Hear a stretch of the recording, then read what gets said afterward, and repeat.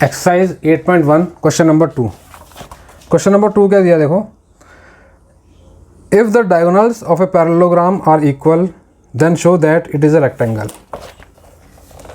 ये कह रहा है कि if the diagonals of a parallelogram, parallelogram जिसकी दो साइड्स पैरेलल होती हैं आमने सामने की, ठीक है, पैरेललोग्राम की ये side A B C D, A B parallel होगी सी डी के। पैरेललोग्राम की ये विशेषता होती है कि सामने की साइड्स पैरेलल होती हैं। ऐसी ए सी जो है ये पैरेलल होगी बी सी के। तो एक पैरेललोग्राम दिया है और क्या बताया हमको कि इसके डायगोनल्स जो हैं,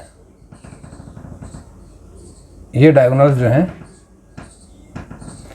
ये आपस में, इफ द डायगोनल्स और पैरेललोग्राम आर इक्वल, ये दोनों जो हैं इक्वल हैं, मीन्स ए डी एक डायगोनल है इसका और सी बी एक डायगोनल है, दोनों डायगोनल्स इक्वल हैं। ये दोनों डायगोनल्स इक्वल हैं तो हमें शो क्या करना है, शो दैट, क्वेश्चन क्या कह रहा है ये, show that it's a rectangle. तो ये हमें कह रहा है कि ये शो कीजिए कि ये एक रेक्टेंगल है, ठीक है। अब देखो रेक्टेंगल शो करने के लिए ये पैरेललिज्म की जो इक्वेशन यही रख देते हैं, इसको जो है A B parallel to C D, ठीक है। ये कंडीशन जो है ये तो हमें गिवन है, पैरेललोग्राम है इसलिए पैरेलल है और ये डायगोनल्स इक्वल हैं, ये हमें दिया हुआ है, ठीक। ये रेक्टेंगल हमें शो करना है। रेक्टेंगल देखो हम कैसे शो कर पाएंगे, हमें रेक्टेंगल की विशेषता हमें पहले पता होनी चाहिए तभी हम शो कर पाएंगे। तो रेक्टेंगल का जो मेन करैक्टरिस्टिक है, मेन जो उसका प्रॉपर्टी होती है क्या होती है कि रेक्टेंगल के जो अंदर एंगल्स होते हैं, ये सारे एंगल कैसे होते हैं, ये सारे एंगल 90 डिग्री के होते हैं। तो यदि हम जो है इन एंगल्स को 90 डिग्री किसी तरह शो कर दें तो ये शो हो जाएगा कि ये एक रेक्टेंगल है। अभी 90 नहीं है, मैं यहाँ 90 नहीं लिखूँगा, मैं इस एंगल को भी ऐसा नहीं बनाऊँगा क्योंकि ये अभी मुझे शो करना है, ठीक है। तो हम यदि इन सभी एंगल्स को 90 डिग्री शो कर देंगे तो ये रेक्टेंगल हमारा जो ये रेक्टेंगल प्रूफ हो जाएगा। तो सब प्रूफ शुरू करते हैं, कैसे करेंगे। पहले हम लेंगे अपना ट्रायंगल ये वाला, एक ट्रायंगल ये जो यहाँ से ये ट्रायंगल है, इस ट्रायंगल को लेंगे, ठीक है। Triangle C B D, in triangle C B D एक ट्रायंगल ले लिया।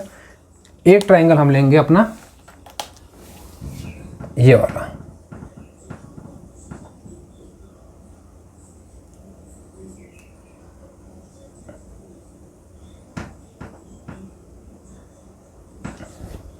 एक ये ट्रायंगल लेंगे जो है ए, हमने क्या लिया सी बी डी किया तो ए डी बी। दूसरा ट्रायंगल लेंगे हम जो है and triangle A D B, A D B. इन दोनों ट्रायंगल्स को हम कॉन्ग्रुएंट प्रूव करेंगे और कॉन्ग्रुएंट प्रूव करने के बाद क्या होगा, हमारा ये एंगल जो है, ये एंगल जो है इस एंगल के इक्वल हम प्रूव कर पाएंगे। इस एंगल के इक्वल हम प्रूव कर पाएंगे कैसे, जब हमने इन दोनों ट्रायंगल्स को कॉन्ग्रुएंट शो कर देंगे ना, उससे क्या होगा, ये कॉरस्पॉन्डिंग एंगल्स बन जाएंगे। तो स्टेप पहला क्या करना है, पहले इन दोनों ट्रायंगल्स को कॉन्ग्रुएंट शो करना है। तो चलते हैं इस पे आगे जो है, इन दोनों ट्रायंगल्स में देखो क्या है, A D is equal to C B, A D is equal to C B. सबसे पहली बात जो उन्होंने दी हुई हमको, हम उसी को लिखते हैं। ट्रायंगल सी बी डी की एक साइड है, सी बी डी की एक साइड है C B, C B is equal to, और ए डी बी की एक साइड है ए डी, ए डी ये हमको गिवन है, एक साइड इसकी इक्वल होगी। और हम देखते हैं इसमें जो है इन दोनों ट्रायंगल्स में जो बी डी बेस है ये दोनों में ही आ रहा है, दोनों में कॉमन है ये सी बी डी ट्रायंगल का बी डी साइड है ये बी डी, और ए डी बी ट्रायंगल की ये डी बी साइड है डी बी, ठीक है। क्या लिखेंगे इसमें जो है कॉमन, ये दोनों में जो है कॉमन है। एक चीज़ हमें और देखनी पड़ेगी इसमें जो है, जिससे ये हमें ट्रायंगल जो है दोनों कॉन्ग्रुएंट शो हो जाए। अब देखो हमें क्या बताया गया है कि ये एक पैरेललोग्राम है। पैरेललोग्राम की एक विशेषता होती है, उसकी अपोजिट साइड्स वो हमेशा इक्वल होती हैं। ये साइड इस साइड की इक्वल होगी, ये साइड इस साइड की इक्वल होगी। तो इस ट्रायंगल में जो है CD एक साइड है और ऊपर वाले ट्रायंगल में AB एक साइड है। दोनों इक्वल होंगी, दोनों के इक्वल होंगी, और इक्वल होंगी तो हम सब रीज़न क्या लिखेंगे, इसका रीज़न लिखेंगे opposite sides of parallelogram are equal. Opposite sides equal होती हैं। देखो इसमें अब क्या हो गया, SSS by SSS rule, by SSS rule क्या हुआ, triangle CBD is congruent to triangle ADB। ये हमारे दो ट्रायंगल जो है कॉन्ग्रुएंट हो चुके हैं। कॉन्ग्रुएंट हो चुके हैं तो अब हम क्या लिखेंगे, जो एंगल B है ये ट्रायंगल ADB का एक एंगल है, ट्रायंगल ADB का एक एंगल है, एंगल B। ठीक है, कंप्लीट एंगल को एंगल B बोल रहा हूँ मैं इसको, जो है ट्रायंगल ADB इसके साथ ही लिखते हैं इसको, जो है ये इसका एक एंगल है एंगल B, और ट्रायंगल CBD का एक एंगल है एंगल D। ठीक है, इसका एक एंगल एंगल D है।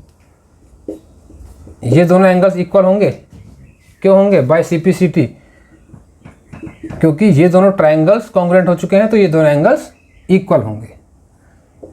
ये फर्स्ट हमने लिख दिया इस पे, जो है इसको हम आगे भी यूज़ करेंगे। लेकिन उससे पहले अब एक चीज़ पे, अगली चीज़ पे चलते हैं हम, जो है अब हमें जो है इन दोनों एंगल्स को जो है ना 90 डिग्री का शो करना है। उसके लिए देखते हैं हम क्या करना पड़ेगा। अब देखो इस पैरेललोग्राम में, पैरेललोग्राम की विशेषता क्या होती है, आमने सामने की साइड्स आपस में पैरेलल होती हैं। तो AB CD के पैरेलल होगी, ये AB ये CD ये पैरेलल होंगी। पैरेलल लाइन पे ट्रांसवर्सल जब पड़ती है, आपको उसका रूल पता है, BD, इसकी अगर मैं बात करूं तो BD क्या है, ये एक तरह से ट्रांसवर्सल है जो पैरेलल लाइन AB और CD को क्रॉस कर रही है। और ट्रांसवर्सल के एक ही साइड पर जो एंगल बनते हैं इनको हम बोलते हैं को इंटीरियर एंगल्स। तो यहाँ पे एंगल B और यहाँ का एंगल D, ये क्या है, ये को इंटीरियर एंगल्स हैं। को इंटीरियर एंगल्स का सम 180 डिग्री होता है। को इंटीरियर एंगल्स सप्लीमेंट्री होते हैं। ठीक है, तो इसमें पूरी बात लिखेंगे। पहले हम जो है लिखेंगे as AB parallel to CD and BD is a transversal.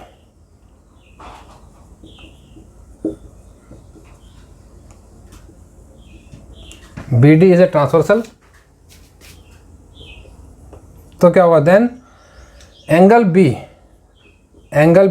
Plus angle D, angle B plus angle D क्या होगा, ये angle B plus angle D is equal to 180 degree. क्योंकि ये क्या है, ये है को इंटीरियर एंगल्स। ठीक है, angle B plus angle D जो है 180 डिग्री है। और एक रिलेशन हमने देखा था angle D is equal to angle B भी है। तो इसका मतलब है कि मैं इस रिलेशन में, जो रिलेशन मेरा सेकंड निकला है मेरा, जो है इसमें जो है एंगल B को मैं D से रिप्लेस कर सकता हूँ, क्योंकि B और D बराबर हैं, या फिर D को B से रिप्लेस कर सकता हूँ, दोनों इक्वल हैं। तो मैं क्या करूँगा, B को मैं D से रिप्लेस कर देता हूँ। तो यहाँ पर लिखूँगा angle D plus angle D is equal to 180 degree, two angle D is equal to 180 degree.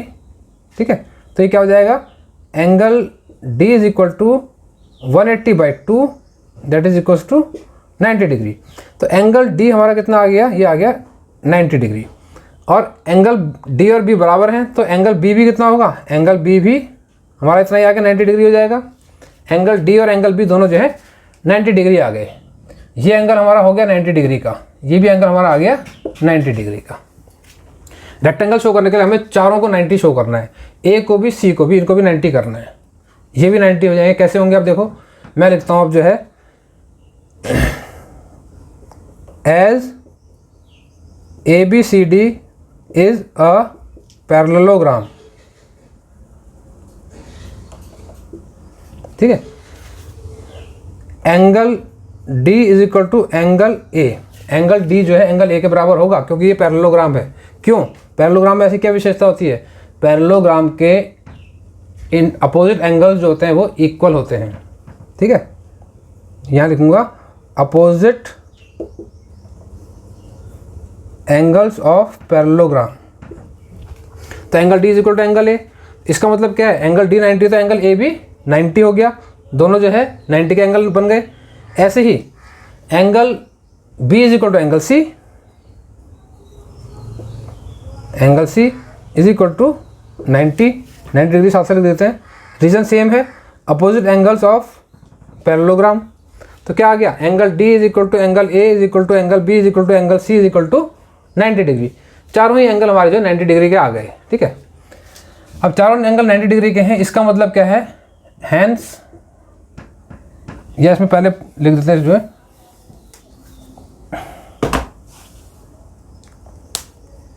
इसमें लिखते हैं एज ऑल द एंगल्स, इसको डालते चला, as all the angles of parallelogram are 90 degree each, hence it is a rectangle। तो ये जो है हमारा रेक्टेंगल प्रूफ हो गया।